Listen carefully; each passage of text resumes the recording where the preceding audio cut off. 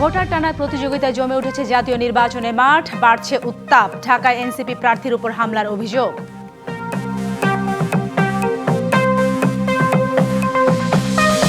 সরকার গঠন করলে দেশে উন্নয়ন বিপ্লব ঘটবে বললেন জামায়াত আমির। নির্বাচিত হলে সবার অধিকার রক্ষা করবে বিএনপি।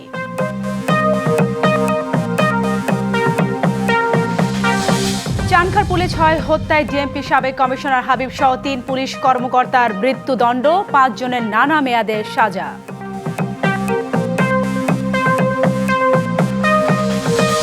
এবং ক্ষমতার অপব্যবহার সহ দুর্নীতির অভিযোগ। ঢাকা উত্তর সিটি কর্পোরেশনের প্রশাসক এজাজকে 29 জানুয়ারি দুদকে তলব।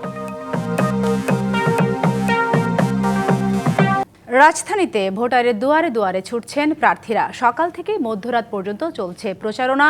প্রার্থীদের কেউ কেউ প্রতিদ্বন্দ্বীর বিরুদ্ধে হামলা পাল্টা হামলার অভিযোগ এনেছেন। অনেকের অভিযোগ নির্বাচন কমিশন লেভেল প্লেইং ফিল্ড তৈরি করতে ব্যর্থ। দেশের ক্ষমতায় পালাবদল হলেও দুর্নীতি চাঁদাবাজির চিত্র একই আছে বলেও অভিযোগ কারো কারো। এত অনিয়মের অভিযোগের মধ্যেই ভোটারের মন জয়ের চেষ্টা করছেন সবাই, দিচ্ছেন নানা প্রতিশ্রুতিও। ত্রয়োদশ জাতীয় সংসদ নির্বাচনের প্রস্তুতির অংশ প্রচারণার দল ভিত্তিক প্রতিশ্রুতি, পাল্টাপাল্টি বক্তব্যের পর এবার এসেছে হামলার অভিযোগ। ঢাকা 18 আসনের 11 দলীয় জোটের প্রার্থী আরিফুল ইসলাম আদিবের উপর হামলার ঘটনার অভিযোগ উঠেছে বিএনপির বিরুদ্ধে। দুপুরে রাজধানীর উত্তরা বিএনএস সেন্টারে প্রেস ব্রিফিংয়ে হামলার জড়িতদের গ্রেপ্তার না করলে উত্তরা অবরোধের হুঁশিয়ারি দেয় তারা। বিএনপিকে অতি দ্রুত তার সাংগঠনিক পদ থেকে অব্যাহতি দিতে হবে। 2 নম্বর আছে আইন শৃঙ্খলা বাহিনীকে আগামী 24 ঘন্টার মধ্যে দিদার মোল্লাকে আটক করতে হবে। অভিযোগের পর বিএনপির পক্ষ থেকে তদন্তের পর ব্যবস্থা নেয়ার কথা জানানো হয়েছে। একই আসনের স্বতন্ত্র প্রার্থী মহিউদ্দিন রনি জনসংযোগ করে ভোট চাইছেন নিজের জয়ের জন্য। ঢাকা 8-এর জোট প্রার্থী নাসিরউদ্দিন পাটোয়ারি প্রচারণার সময় অভিযোগ করেন নির্বাচন কমিশন নিরপেক্ষ নয়। আমরা আমাদের অধিকার আদায়ের জন্য যা যা করা দরকার সর্বোচ্চ শক্তি প্রয়োগ করব। ঢাকা 9 আসনে স্বতন্ত্র প্রার্থী তাসনিম জারা প্রচারণা চালাতে গিয়ে তার পক্ষে জোয়ার এসেছে বলেও দাবি করেন। এরকম ভালোবাসা পাওয়া অনেক বড় প্রাপ্তি, আর আমরা প্রচারণা চালিয়ে যাচ্ছি। ঢাকা 17 আসনের প্রার্থী বিএনপির চেয়ারম্যান তারেক রহমানের পক্ষ থেকে করাইলবাসীর কাছে ভোট চান দলটির স্বাস্থ্য বিষয়ক সম্পাদক ডাক্তার মোহাম্মদ রফিকুল ইসলাম। অভিযোগ করেন জামায়াত পেছনের পথ দিয়ে ক্ষমতা দখলের চেষ্টা করছে। যেভাবে তারা কথা বলছেন, তাদের যে দাম্ভিকতা যেটা তারা দেখাচ্ছেন, তাতে মনে হচ্ছে যে তারা মনে হয় যে কোনো ব্যাকডোরের রাজনীতি করার চেষ্টা করছেন। ঢাকা 6 আসনের বিএনপির প্রার্থী ইশরাক হোসেন জামায়াতকে উদ্দেশ্য করে বলেন তারা ভণ্ডামি ও চাঁদাবাজি করছে। সরকারি দল যদি বলতে হয় সেটা তো জামাত, তার মানে জামাতই ঢাকা 6 এবং 8 এই চাঁদাবাজ এই ভণ্ডদেরকে আমরা আর বাংলাদেশের মাটিতে এই রাজত্ব করতে দিব না। এছাড়াও রাজধানীর সব আসনেই বিভিন্ন দল ও স্বতন্ত্র প্রার্থীরা চষে বেড়াচ্ছেন অলিগলি, চাইছেন vote. Sania Ahmed, DBC news, Dhaka. চুয়াডাঙ্গায় নির্বাচনী জনসভায় বক্তব্য রাখছেন জামায়াত আমির ডাক্তার শফিকুর রহমান। সরাসরি যাচ্ছি সেখানে। জনগণ, বিশেষ করে যুব সমাজ যেভাবে লাল কার্ড দেখিয়েছে, 12 তারিখ সেই লাল কার্ড দেখিয়ে দেওয়া হবে। আজকের যুব সমাজ আর বস্তা পচা রাজনীতি দেখতে চায় না। 54 বছর যেই রাজনীতি বাংলাদেশকে অন্ধকার গলিতে ঢুকিয়ে দিয়েছে, কোন কোন রাষ্ট্রের তাবেদারে পরিণত করেছে, আমাদের যুব সমাজ চিৎকার দিয়ে বলেছে আমরা ওই বাংলাদেশ আর দেখতে চাই না। আপনাদের পাশের জেলা কুষ্টিয়া, আবরার ফাহাদ সেই চিৎকার দিয়ে নিজের জীবন দিয়ে চলে গিয়েছে। তার রক্ত এই দেশবাসীর কাছে আমানত, তার লাশ এই দেশবাসীর ঘাড়ে। ঠিক একই আওয়াজ ডানা মেলে যুবকদের আইকন বেগম রোকেয়া বিশ্ববিদ্যালয়ের কৃতি ছাত্র আবু সাইদ চিৎকার দিয়ে বলেছিল হয় আমার অধিকার দে, না হয় আমাকে একটা গুলি দে। ডানা মেলে বলেছিল বুকের ভিতরে তুমুল ঝড় পেতেছি, গুলি কর। পেট দেয় বুক দিয়েছিল, জানতো গুলি করলে দুনিয়া থেকে তাকে বিদায় নিতে হবে, কিন্তু গুলিকে পরোয়া করে না। শরীফ উসমান ইবনে হাদি 24-এর বিপ্লবের আরব নায়ক, আধিপত্যবাদের বিরুদ্ধে এক বজ্র কণ্ঠ। দলের মধ্যে কিছু খারাপ লোক আছে যারা নিজেদের মধ্যে বিভেদ তৈরি করতে চায়, নিজের লোক ফেলে পালিয়ে যায়। এমন নেতা বিএনপি চায় না। মন্তব্য দলটির মহাসচিব মির্জা ফখরুল ইসলাম আলমগীরের। সকালে ঠাকুরগাঁও বেগুনবাড়ি ইউনিয়নে নির্বাচনী সভায় এসব কথা বলেন তিনি। মির্জা ফখরুল বলেন, অন্যবারের চেয়ে এবারের নির্বাচন একটু অন্যরকম। 15 বছর মত প্রকাশের সুযোগ পাওয়া যায়নি। যারা ভোট দিতে চেয়েছে তাদের মামলা দিয়ে জেলে দিত আওয়ামী লীগ। এবার নির্বিঘ্নে সবাই ভোট দিতে পারবে বলে আশা প্রকাশ করেন মির্জা ফখরুল। নির্বাচনী গণসংযোগে মির্জা ফখরুল দেশ ও এলাকার সার্বিক উন্নয়ন সহ নানা প্রতিশ্রুতি দেন। তিনি বলেন, নির্বাচিত হলে সবার অধিকার রক্ষা করবে বিএনপি। দলটা আমার দেশে বিশ্বাস করে না, স্বাধীনতাতে বিশ্বাস করে না, তার কাছে আমি ভোটটা দিই দেশটা কি সর্বনাশ করবো নাকি? করবো না, তাই না? এই কথাটা আমাদেরকে বুঝতে হবে। আমরা 1971 সালকে সব সময় মাথা উঁচু করে রাখতে চাই, কারণ ওইটাতেই আমাদের অস্তিত্ব, বাংলাদেশের অস্তিত্ব। জুলাই আন্দোলনের সময় রাজধানীর চানখারপুলে 6 জনকে হত্যা মামলায় জেএমপির সাবেক কমিশনার হাবিবুর রহমান সহ 3 পুলিশ কর্মকর্তাকে মৃত্যুদণ্ড দিয়েছে আন্তর্জাতিক অপরাধ ট্রাইব্যুনাল। 3 জনই পলাতক। বাকি 5 আসামিকে বিভিন্ন মেয়াদের শাস্তি দেওয়া হয়েছে।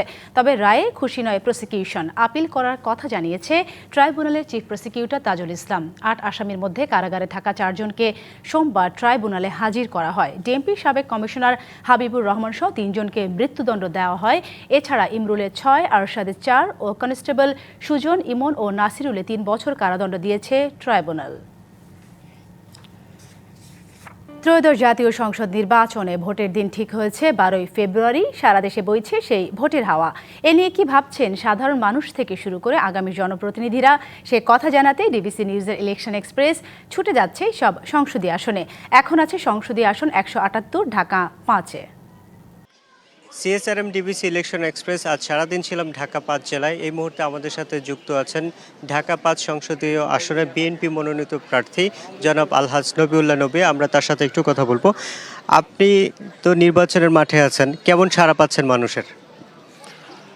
আসলে আপনি যে প্রশ্ন করলেন যে নির্বাচনে কেমন সাড়া পাচ্ছি, আমি নির্বাচনের সাড়া আগে থেকেই পাচ্ছি। কীরকম?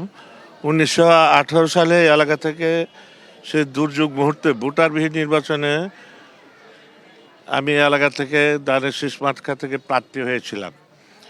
জনগণের এমন ব্যাপক সাড়া ছিল, সে দুর্যোগ মুহূর্তেও 2 ঘন্টার মধ্যে আমাকে প্রায় 70,000 ভোট দিয়েছিল। আর এবার তো আমরা আশা করছি একটা লেভেল প্লেইং ফিল্ড, সুষ্ঠু নির্বাচন হবে। এবার আমি আশা করি জনগণের যে আশা-আকাঙ্ক্ষা, জনগণের উৎসবমুখর এবং তরুণ ভোটাররা উৎসবমুখরভাবে আমাকে প্রায় 2.5 লক্ষ উপরে ভোট দিয়ে জয়যুক্ত করবে ইনশাল্লাহ। বুঝতে পেরেছি 2018 সালের যে নির্বাচন সেখানে আপনার ব্যাপক সাড়া ছিল, এবারেও আপনি ব্যাপক সাড়া পাবেন বলে প্রত্যাশা করছেন। যদি নির্বাচিত হন তাহলে মানুষের জন্য কি করবেন আসলে? যদি নির্বাচিত হই, এলাকার মানুষের অনেক আশা আকাঙ্ক্ষা অপূরণ। স্বাধীনতার পরে এই এলাকার যতগুলি সংসদ সদস্য হয়েছেন, কিন্তু এলাকায় কোনো সরকারি কোনো প্রতিষ্ঠান নাই, খেলাধুলার মাঠ নাই, সরকারি ইউনিভার্সিটি নাই, সরকারি শিক্ষা প্রতিষ্ঠান নাই, কোনো মেডিকেল হসপিটাল নাই, কোনো শিশু পার্ক নাই, কোনো কমিউনিটি সেন্টার নেই। মানে বিনোদনের জন্য জনগণের নাগরিক সুবিধা বলতে কিছুই নেই আমাদের ঢাকার 5 আসনে। অথচ আমাদের এই ঢাকা 5 আসনটি রাজধানীর একটা প্রবেশদ্বার, একটা রাজধানীর গেট। এখানে আমরা মনে হয় নাগরিক সুবিধা থেকে এমন বঞ্চিত হয়েছি, যেমন মনে হচ্ছে আমরা একটা বস্তিতে বসবাস করছি। বুঝতে পারছি আপনি নাগরিক সেবা মানুষের কাছে পৌঁছাতে চান। এই ক্ষেত্রে আমলাতান্ত্রিক জটিলতা একটি বড় সমস্যা। আপনি কি আমলাতান্ত্রিক জটিলতা ভাঙতে পারবেন? একটু ছোট করে যদি বলেন। আমলাতান্ত্রিক জটিলতা সব সরকার আমলে কিছু কিছু থাকে। সেই জটিলতা তাকে যদি আমার কর্মক্ষমতা দিয়ে, আমার যোগ্যতা দিয়ে যদি আমি তাদেরকে আমলাতান্ত্রিক জটিলতা ভঙ্গ না করতে পারি, তাহলে এটা আমার ব্যর্থতা। আমলাতান্ত্রিক জটিলতা, এটা সমস্যা সমাধান করতে হবে নিজের ক্ষমতা বলে। তাহলেই আমার এলাকার উন্নয়ন বা যে অনুদান যে আর্থিক সহায়তা বা বিভিন্ন যে প্রতিষ্ঠানগুলো গেলে আমি বাস্তবায়ন করতে পারবো। আমাদের সাথে যুক্ত হওয়ার জন্য আপনাকে অসংখ্য ধন্যবাদ। CSRM ডিভিসি ইলেকশন এক্সপ্রেস আজ আরও কিছুক্ষণ থাকবো এই জেলায় এবং পরবর্তী সংবাদে আপনাদের সাথে নতুন কোনো প্রার্থী নিয়ে হাজির হব। ততক্ষণ আমাদের সাথে থাকুন। ধন্যবাদ। ক্ষমতার অপব্যবহার, অনিয়ম, দুর্নীতি ও ঘুষ গ্রহণের অভিযোগে ঢাকা উত্তর সিটি কর্পোরেশনের প্রশাসক মোহাম্মদ এজাজকে তলব করেছে দুর্নীতি দমন কমিশন। আগামী 29 জানুয়ারি তাকে জিজ্ঞাসাবাদ করা হবে। এর আগে গত বছরের নভেম্বরে এজাজের বিরুদ্ধে ক্ষমতার অপব্যবহার, অনিয়ম, দুর্নীতি ও ঘুষ গ্রহণের অভিযোগ অনুসন্ধান শুরু করে দুদক। গত বছরের 12 ফেব্রুয়ারি ঢাকা উত্তর সিটি কর্পোরেশনের প্রশাসক হিসেবে মোহাম্মদ এজাজকে 1 বছরের জন্য নিয়োগ দেয় অন্তর্বর্তী সরকার। কান ধরে ওঠবস করানো দুটি ভিডিও ছড়ানোর পর ঢাকা বিশ্ববিদ্যালয় কেন্দ্রীয় ছাত্র সংসদ ডাকসুর কার্যনির্বাহী সদস্য পদ থেকে পদত্যাগের সিদ্ধান্ত নিয়েছেন বলে জানিয়েছেন সর্বমিত্র চাকমা। বিশ্ববিদ্যালয়ের কেন্দ্রীয় মাঠ ও জিমনেশিয়ামে সর্বমিত্র চাকমা কিশোর ও তরুণদের লাঠি হাতে কান ধরে ওঠবস করাচ্ছেন এমন দুটি ভিডিও ছড়িয়ে পড়ার পর সমালোচনার মুখে পড়েন সর্বমিত্র চাকমা। এই ঘটনার জন্য দুঃখ প্রকাশ করে পদত্যাগের সিদ্ধান্তের কথা জানালেন সর্বমিত্র। সোমবার দুপুরে ফেসবুকে নিজের ভেরিফাইড পেজে এমন সিদ্ধান্তের কথা জানান তিনি। সর্বমিত্র চাকমা ইসলামী ছাত্র শিবির প্যানেল থেকে ডাকসু নির্বাচন করে সদস্য নির্বাচিত হন। পোস্টে শারীরিক শিক্ষা কেন্দ্রের নিরাপত্তাহীনতা ও প্রশাসনের ব্যর্থতার কথা তুলে ধরে তিনি বলেন, বহিরাগতদের অবাধ প্রবেশে শিক্ষার্থীদের নিরাপত্তা হুমকির মুখে পড়েছে। সংবাদে এই ছিল এখনকার মতো। ডিবিসি নিউজের সংবাদগুলো পড়তে ভিজিট করুন dbcnews.tv আর ভিজিট করুন ডিবিসি নিউজের ফেসবুক পেজ এবং ইউটিউব চ্যানেল। ডিবিসির সঙ্গেই থাকুন।